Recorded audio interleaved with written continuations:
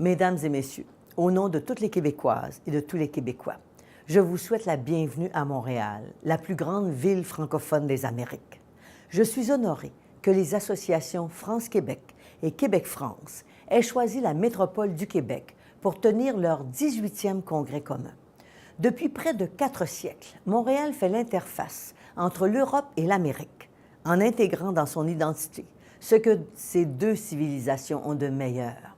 Il en résulte cette énergie indescriptible que l'on ressent chez nous, ce mélange de créativité, de joie de vivre et d'ouverture que l'on trouve chez les Québécois de toutes origines. Cette ambiance singulière, elle est, je crois, à l'image de la relation privilégiée qui unit la France et le Québec depuis si longtemps. Dans la foulée des pionniers courageux qui ont traversé l'Atlantique et fait alliance avec les Premières Nations, les citoyens de la France et du Québec continue de repousser les frontières. La relation entre nos deux gouvernements est d'ailleurs importante et privilégiée.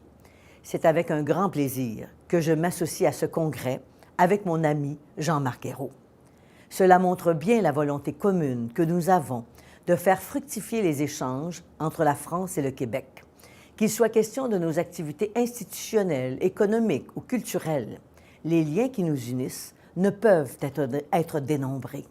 Mais s'il existe un lieu où cette amitié si sincère doit s'exprimer, c'est à l'échelle citoyenne. La relation entre la France et le Québec doit être vécue dans chacun de nos foyers, à travers les amitiés individuelles que nous entretenons, dans les projets et les rêves de notre jeunesse, dans les histoires d'amour qui naissent et qui s'épanouissent.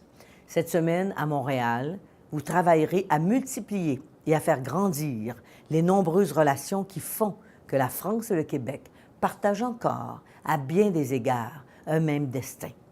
Celui de faire rayonner la langue que nous avons en commun, de célébrer l'histoire qui nous a unis et surtout de continuer à nous dépasser et à repousser nos limites.